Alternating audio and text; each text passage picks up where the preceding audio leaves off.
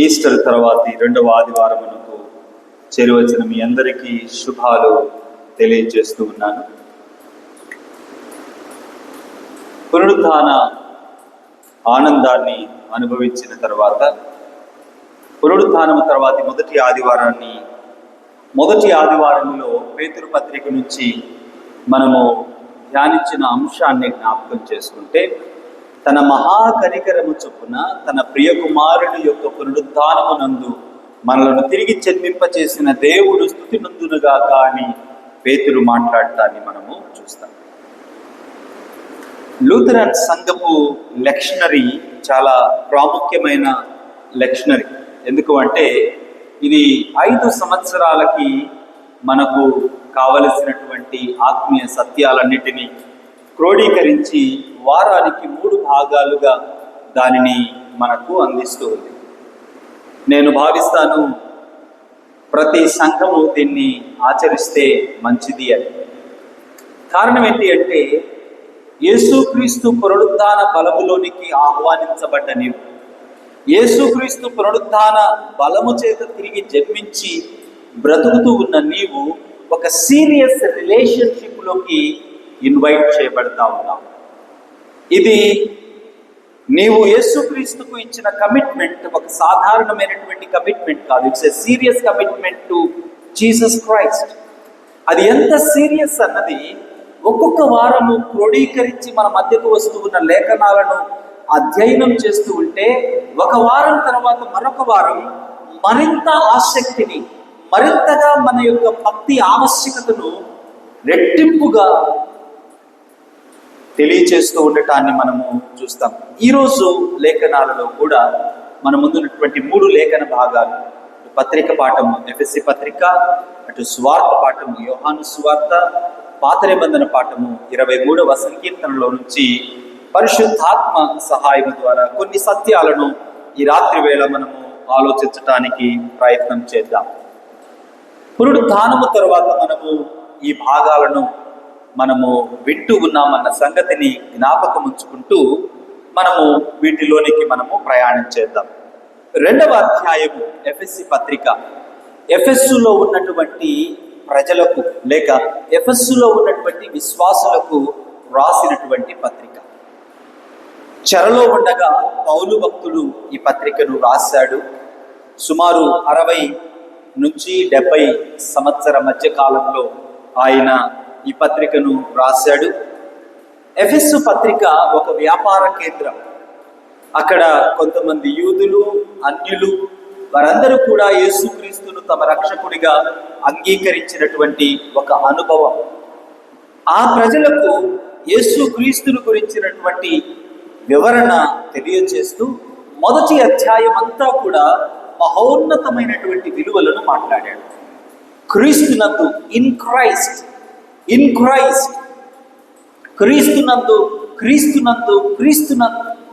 క్రీస్తునందు పరలోక సంబంధమైన ప్రతి ఆశీర్వాదమునకు మీరు వారసులయ్యారు.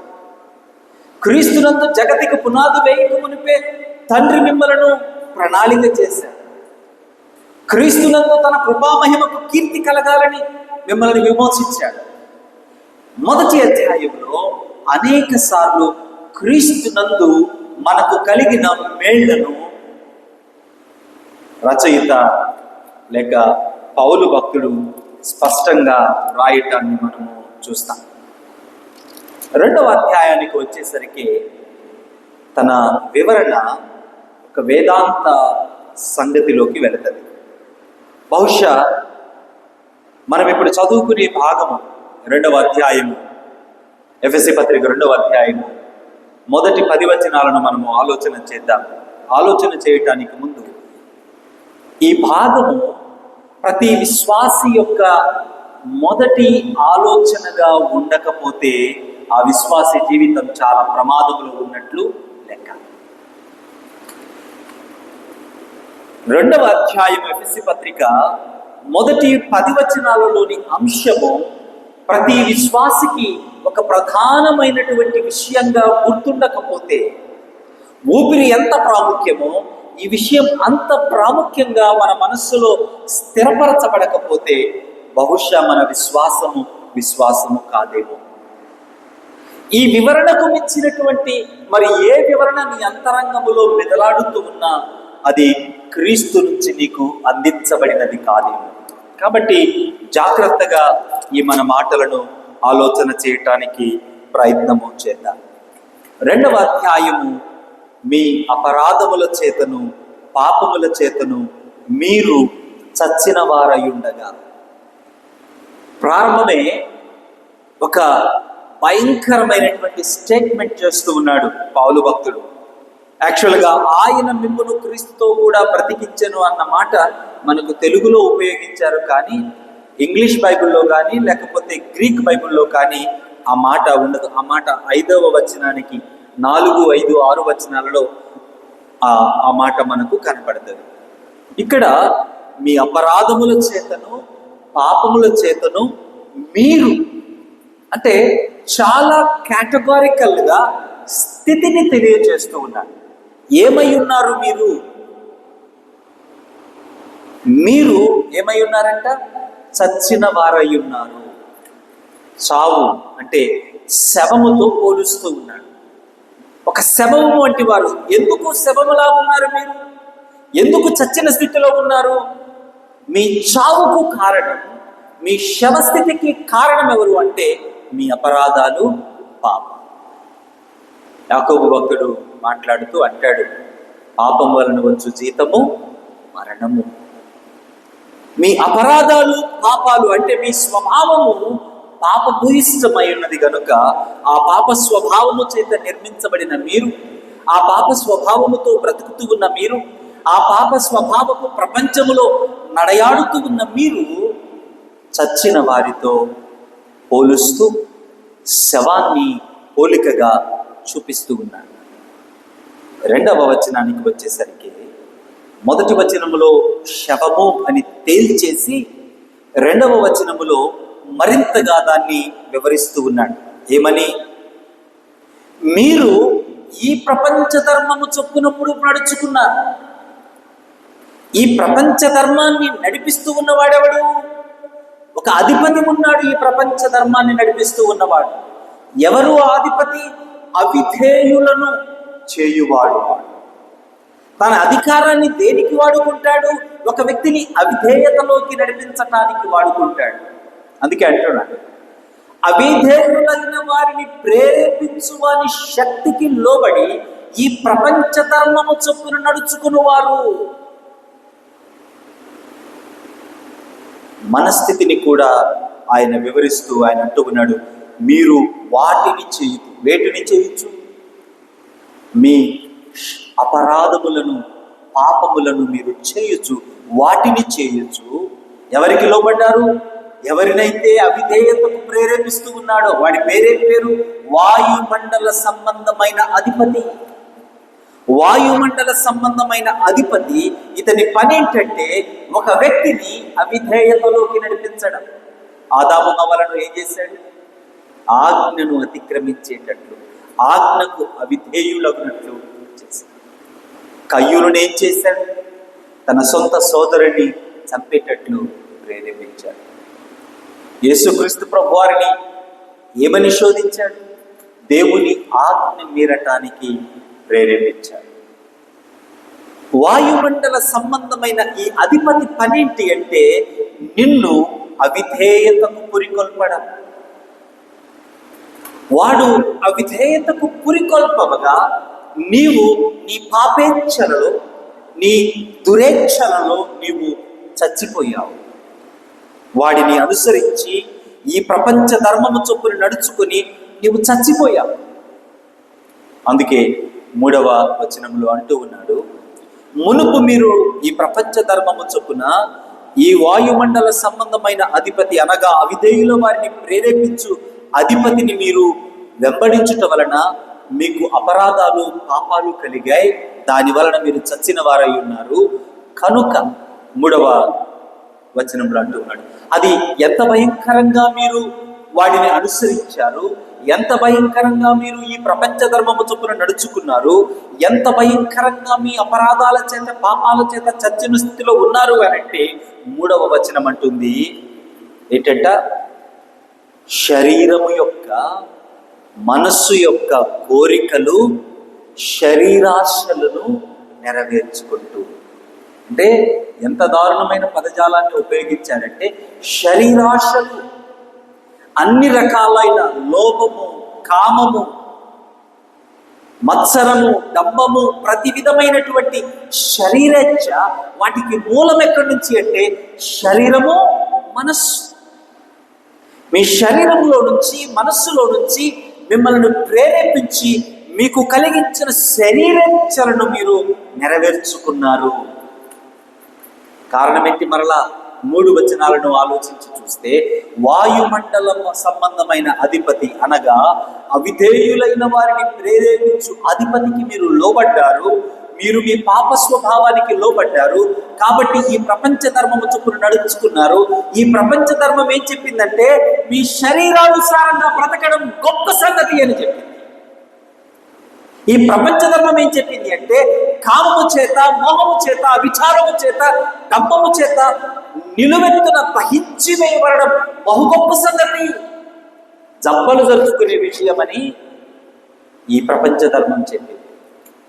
కాబట్టి ఈ ప్రపంచ ధర్మము చొప్పున అవిధేయులైన వారిని ప్రేరేపించు వారికి మీరు లోబడి, మీ శరీరేచ్ఛలను అనగా మీ శరీరము, మనస్సు ప్రేరేపించిన ప్రతి దానిని మీరు నెరవేర్చుకుంటూ మీ పాపములలో, అపరాధములలో చచ్చిన వారై ఉన్నారు.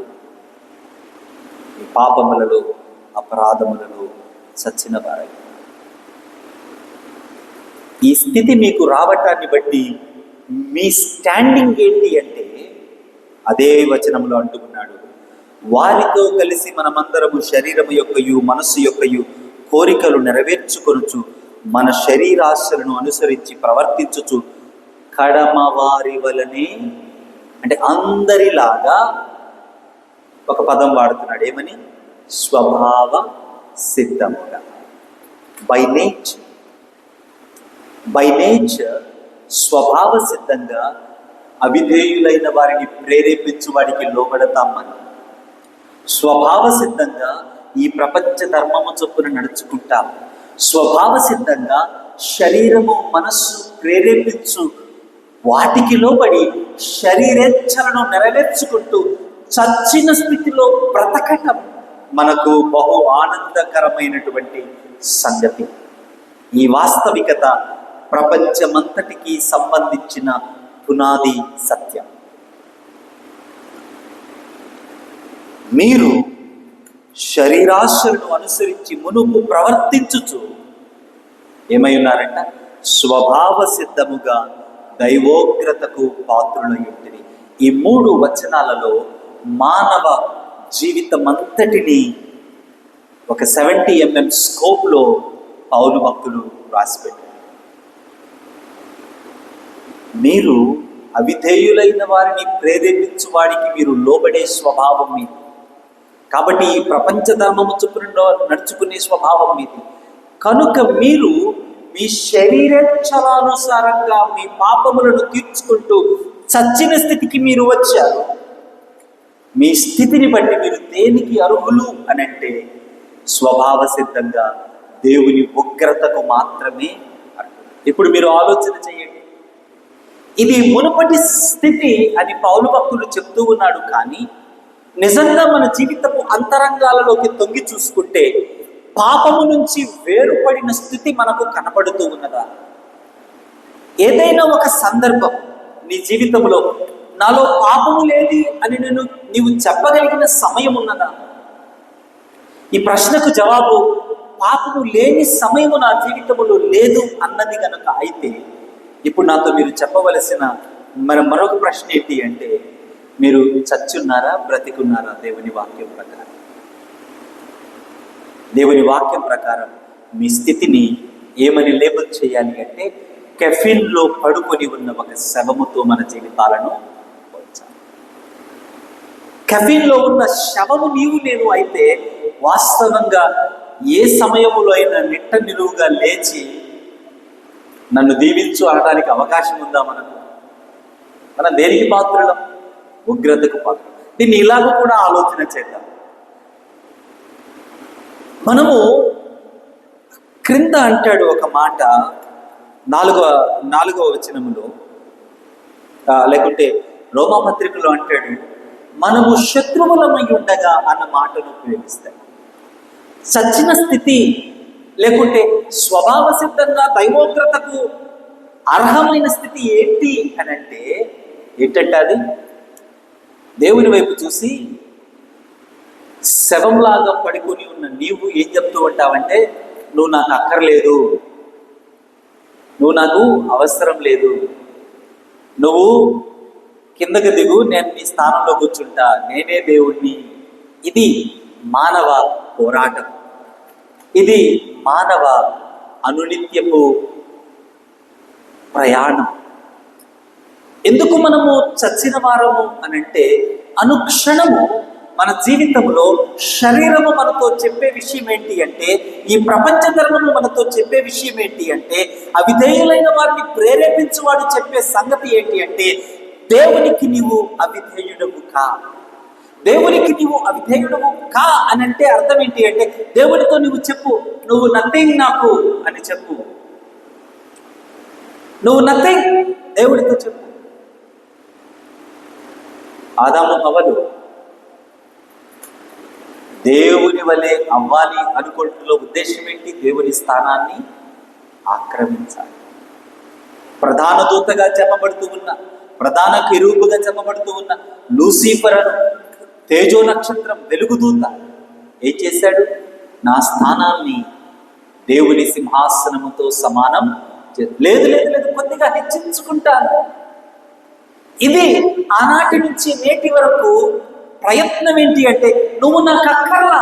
సృష్టికర్తతో మనిషి చెప్పే విషయం ఏంటి అంటే, సృష్టికర్తతో పాపం చెప్పే విషయం ఏంటి అంటే, సృష్టికర్తతో శవం చెప్పే సంగతి ఏంటి అంటే, నువ్వు నాకు అక్కర్లా, నీ స్థానం నాది, నేను దేవుణ్ణి. ఇది ఒక శవంగా పడి ఉన్న మన స్వభావంలో నుంచి వినిపించే కేక. అది మన ప్రిమైస్. ఆ ప్రిమైస్లో ఉన్న మనలను దేవునికి శత్రువులుగా ఉగ్రతకు పాత్రులమై ఉన్న మనము, ఇది మన వాస్తవికత.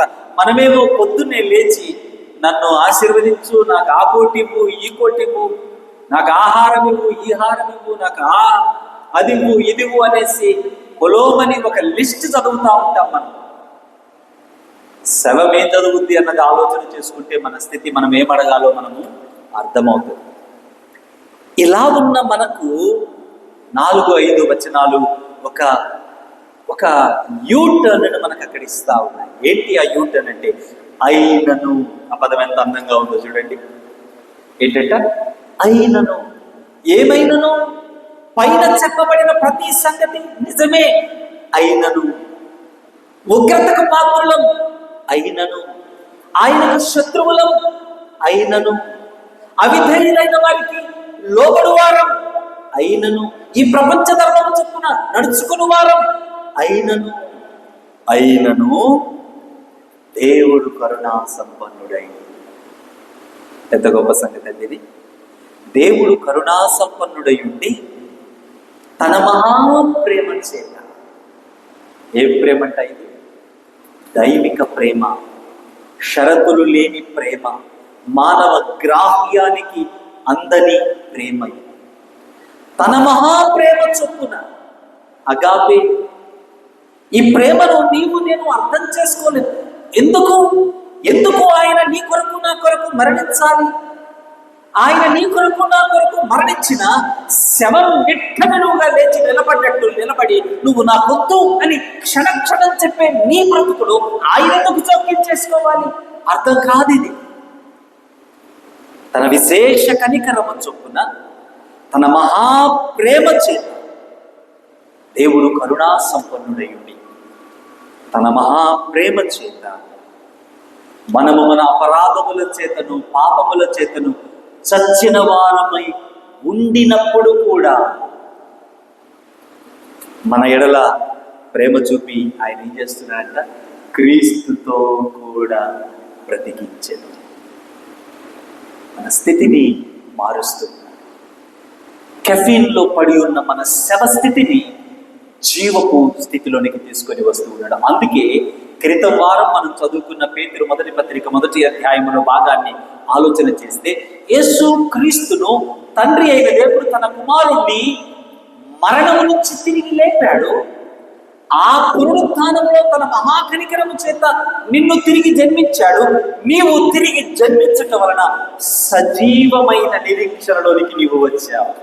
Now you are living in a living hope. Now you are no more a dead person. నువ్వు ఇంకెంత మాత్రము శవం కాదు.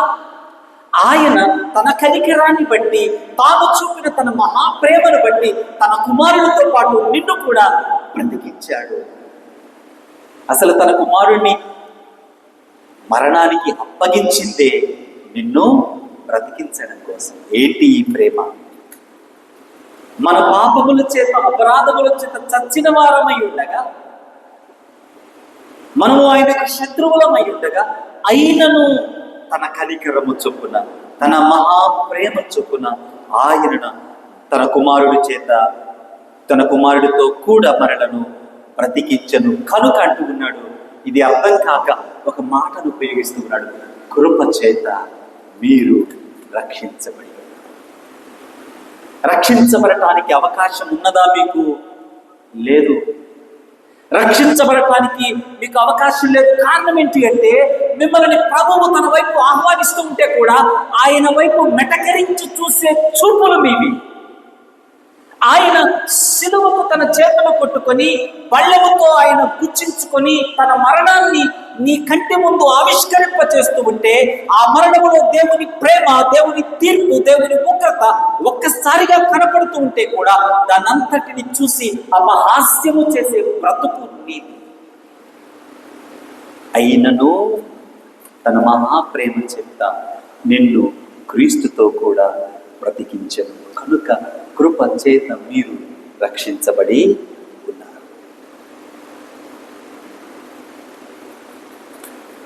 6వ వచనంలో అంటాడు, ఇది ఇంకా ఎక్స్టెండెడ్ గ్రేట్నెస్ ఆఫ్ గాడ్. 6వ వచనం ఎక్స్టెండెడ్, విస్తరిస్తూ ఉన్న దేవుని కృప. జస్ట్ బ్రతికించి వదిలేలా నిన్ను, లేపి వదిలేలా నిన్ను.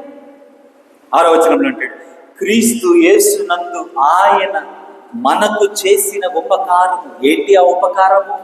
ఆయనతో కూడా లేపాడు, ఆయనతో కూడా లేపాడు, ఆయనతో కూడా కూర్చుండబెట్టాడు. ఏంటంట? ఆయనతో కూడా లేపి ఆయనతో కూడా కూర్చుండబెట్టాడు. ఏంటి నీ స్థితి? ఎక్కడికి అది మార్చబడ్డది? శవబడి ఉన్న నీ స్థితి ఏంటి? బ్రతికిన నీ స్థితి ఏంటి? ఎంత గొప్ప స్థితి అండి! ఎంత గొప్ప అనుభవం ఇది! క్రీస్తు యేసునందు ఆయన మనకు చేసిన ఉపకారము ఏంటి? ఆ ఉపకారము ఆయన నిన్ను క్రీస్తుతో కూడా లేపి, క్రీస్తుతో కూడా ఎక్కడ కూర్చోబెట్టాడు? పరలోకమందు కూర్చోబెట్టాడు. ఎందుకు కూర్చోబెట్టాడు? రాబో యుగములలో తన కృపా మహదైశ్వర్యము సమృద్ధిగా నీకు దయచేయటానికి. నిజమే, విశ్వాసముంచిన నీవు విశ్వాసమునకు తగిన బ్రతుకు బ్రతకలేక మూలలలాడుతూ ఉంటే, విశ్వాసముతో రక్షించబడిన నీవు తన మహాప్రేమ చేత, తన కనికరము చేత, తన కృపలో రక్షించబడిన నీవు ఆ రక్షణకు తగిన బ్రతుకును బ్రతకలేని స్థితిలో ఊగిసలాడతా ఉంటే, రాబో యుగములలో తన మహాకనికరమును, తన మహాకృప ఐశ్వర్యమును నీకు కనపరచు నిమిత్తము క్రీస్తు యేసునందు నిన్ను లేపడమే కాదు, పరలోకమందు క్రీస్తుతో కూడా నిన్ను కూర్చుండబెట్టాడు. ఇది అయిపోయిన కార్యము. This is done. It is in past tense. అది భూతకాలములో చెప్పబడుతూ ఉన్న సంగతి. It's in past tense. నీవు లేపబడ్డావు, లేపబడి పరలోకమందు ఆయనతో కూడా కూర్చుండబెట్టబడ్డావు. ఎందుకు అంటే ఫ్యూచర్లో నీకు తన మహిమ ఐశ్వర్యాన్ని ఆయన విస్తరింప చేయుట కొరకు. అందుకు ఇంత వివరించాక 8వ వచనంకి వచ్చి అంటాడు, మీరు విశ్వాసము ద్వారా కృప చేతని రక్షించబడి ఉన్నారు. ఇది మీ వలన కలిగినది కాదు, దేవుని వరం. మీకు అనుగ్రహించబడిన కృప, ఏ కృపలో అయితే మీరు నిలిచి ఉన్నారో ఆ కృప, మీ అంతరంగంలో నుంచి దేవుని పట్ల పుట్టిన విశ్వాసం, ఈ రెండు మీ వలన కలిగినవి కావు. కాబట్టి ఏ శరీరి కూడా దేవుని ఎదుట అతిశయించటానికి అవకాశము లేనే లేదు. కనుక ఇది క్రియల వలన కలిగినది కాదు. ఎవరు అతిశయపడడానికి లేదు. ఎలా వచ్చిందంటే ఈరోజు ఈ మాట ఆలోచన చేస్తే భయమేస్తుందేమో. కృప ఆయన ఇచ్చాడు, నీలో విశ్వాసాన్ని ఆయనే పుట్టించాడు. కృపలో విశ్వాసం ఇచ్చి నిన్ను బ్రతికింపచేసి, బ్రతికిన నిన్ను లేపి ఆయనతో పాటు పరలోకమందు కూర్చోబెట్టి రాబో యుగములలో తన పరిపూర్ణమైనటువంటి మహిమను నీకు ఇవ్వబోతున్నాడు. ఏంటి? ఆయన లేపి కూర్చుండబెట్టి నీకు ఇవ్వబోయే ఆ కృపా మహిమైశ్వర్యం ఏంటో తెలుసా? ఆయన పోలికలో పరిశుద్ధతలో నిలిచే నీ బ్రతుకు. ఈరోజు నీ బ్రతుకును చూస్తే నీ బ్రతుకులో పరిశుద్ధత కానరావట్లేదేమో. ఈరోజు నీ బ్రతుకును చూస్తే ఇంకా నీ బ్రతుకు అవిధేయులైన వారిని ప్రేరేపించు వాడికి లోబడుతూ ఉన్నట్లు కనపడుతూ ఉందేమో అని దేవుని వాక్యం అంటూ ఉంది. నీవు తిరిగి జన్మించింది, తిరిగి జీవించింది, ఆయనతో కూడా లేపబడి పరలోకమందు కూర్చొనబెట్టింది ఎందుకు అనంటే, ఎందుకంట జగత్తుకు పునాది వేయకమునకు ఏ సత్క్రియలైతే మీ కొరకు ఆయన నిర్దేశించాడో ఆ సత్క్రియలు చేయటానికి. అంటే ఆయన కృప, నీలో పుట్టిన విశ్వాసము దేనికి నిన్ను ప్రేరేపించాలి అనంటే ఆయన ఉద్దేశించిన సత్క్రియలు చేయటానికి. 10వ వచనం అంటాడు, మరియు వాటి యందు మనము నడుచుకునవలెనని దేవుడు ముందుగా సిద్ధపరిచిన సత్క్రియలు చేయుటకై మనము క్రీస్తు యేసునందు సృష్టింపబడిన వారమై ఆయన చేసిన పని అయి ఉన్నాము. ఎంత గొప్ప పని, ఇంత గొప్ప నూతన సృష్టిగా నిన్ను మార్చటం వలన ఉద్దేశం ఏంటి అంటే, నీవు ఆయన ఉద్దేశించిన సత్క్రియలు చేయాలి అని. ఈరోజు నీ కంటితో నీ బ్రతుకును చూస్తే నీ బ్రతుకులో అది కానరావట్లేదేమో.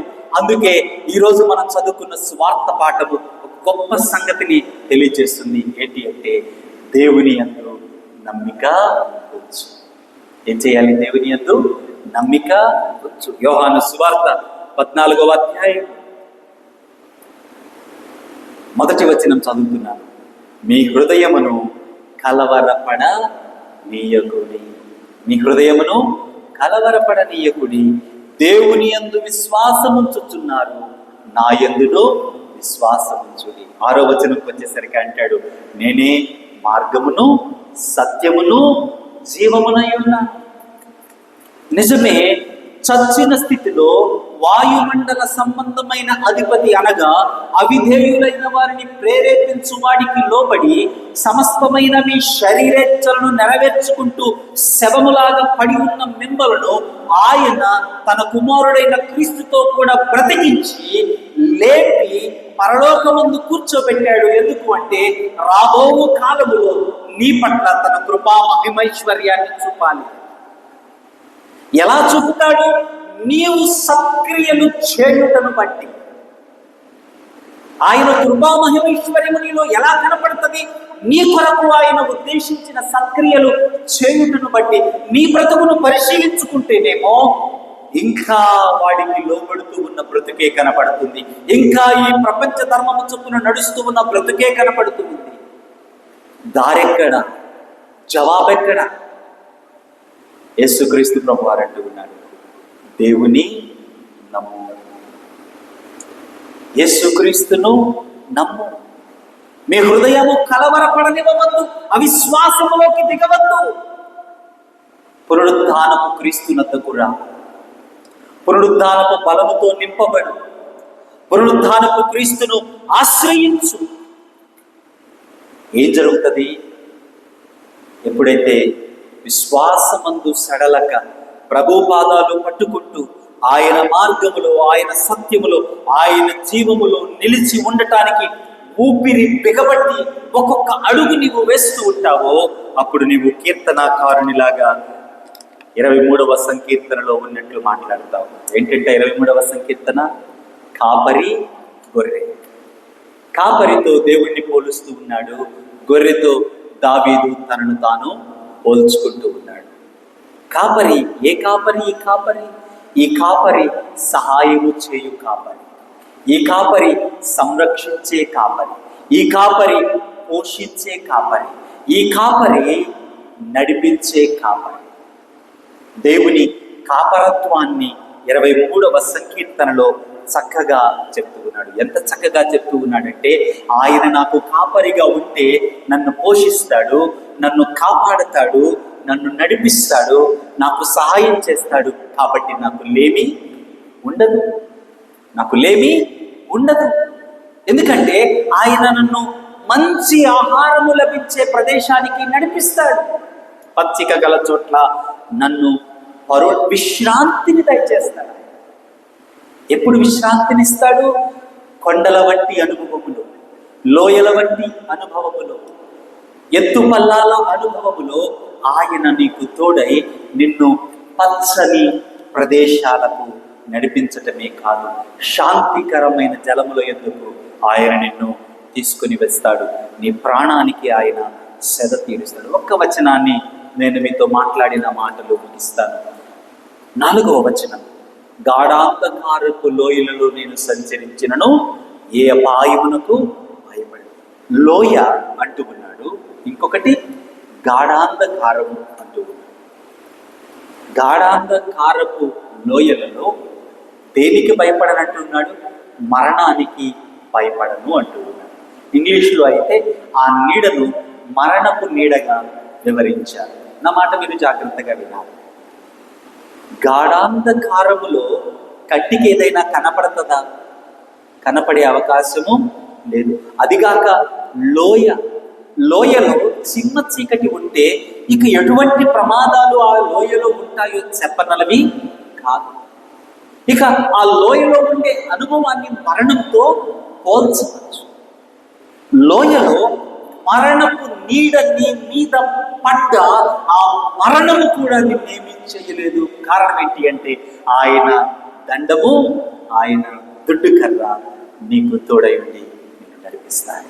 ఎంత గొప్ప దేవుడు! అందుకే అంటూ ఉన్నాడు, నిజమే నీవు సక్రియలు చేయుట కొరకు తిరిగి జన్మింప చేయబడ్డావు, బ్రతికింపబడ్డావు.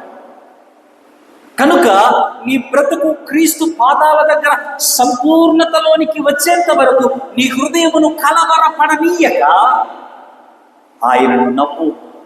ఆయన మార్గము, ఆయన సత్యము, ఆయన జీవము. ఆయనను నమ్మి కలవరపడకుండా ఉంటే ఆయన నీ కాపరిగా నిన్ను పచ్చిక గల చోట్లకు తీసుకొని వెళతాడు, శాంతికరమైన జలములు ఎద్దుకు నడిపిస్తాడు. మరణాంధకారపు లోయల వంటి అనుభవాలు, పాపము, మరణము నిన్ను మృంగివేయటానికి, కబలించటానికి ప్రయత్నము చేస్తూ ఉన్న ఈ ప్రపంచ ధర్మము, అవిధేయులైన వారిని ప్రేరేపించువాడు నీ శరీరము ఒక్కటై నీకు వ్యతిరేకంగా పోరాడినా నీవు చెప్పగలవు, నీ దుడ్డు కర్ర, నీ దండము నన్ను ఆదరించాయి. మరణాంధకారపు లోయలో నేను నడిచి వెళుతూ ఉన్నాను, కానీ ఏ అపాయం నాకు కలగలేదు. కారణం ఏంటి అంటే భవిష్యత్తులో తన కృపా మహిమైశ్వర్యమును నీకు కనపరచడం కోసం, తన వాగ్దానాన్ని నీ పట్ల నిలబెట్టడం కోసం నీకు కాపరి అయి నీ రక్షకుడు నీతో పాటు నడుస్తూ ఉన్నాడు, నిన్ను నడిపిస్తూ ఉన్నాడు, నిన్ను పోషిస్తూ ఉన్నాడు, నిన్ను సంరక్షిస్తూ ఉన్నాడు, నిన్ను కాపాడుతూ నిన్ను కొనసాగిస్తూ ఉన్నాడు. కాబట్టి నీవు చెప్పొచ్చు, ఎంత ఆవేదన నీలో కలిగినా, ఎంత బలహీనత నీకు కలిగినా, ఎంత అవిశ్వాసము నిన్ను క్రమ్మటానికి ప్రయత్నించినా నీవు కూడా చెప్పొచ్చు 5వ చరణాన్ని ఏమని? నా శత్రువుల ఎదుట నాకు భోజనము సిద్ధపరిచాను, నా గిన్నె నిండి పొర్లుచున్నది. ప్రభువా, నీ కృప నాకు తోడై ఉంటూ ఉండగా నేను ఇటువంటి గొప్ప అనుభవము గుండా వెళుతూ ఉన్నాను అని కలవరపడక నీ విశ్వాసములో నీవు సాగిపోగలవు. అంతేకాదు 6వ చరణం అంటాడు, నేను బ్రతుకు దినములన్నీయు కృపాక్షేమములు నా వెంట వచ్చును. చిరకాలము నేను యెహోవా మందిరములో, చిరకాలము శాశ్వత కాలము మహిమ. కలవరపడక నీ హృదయము ఆయనను అంటి పెట్టుకోగలిగితే, ఆయన నీకు చూపిన మహాప్రేమను జ్ఞాపకం చేసుకుంటూ, ఆయన ఇచ్చిన కృపలో, ఆయన పుట్టించిన విశ్వాసములో నీవు బ్రతకగలిగితే నీవు గొప్ప మేలులను చూస్తావు. అటువంటి గొప్ప కృపను త్రియేక దేవుడు మీకు అనుగ్రహించునుగాక. ఆమేన్. సమస్త జ్ఞానముకు మించిన దేవుని సమాధానం యేసుక్రీస్తు వలన మీ హృదయములకును తలంపులకును కావలి ఉండునుగాక. ఆమేన్.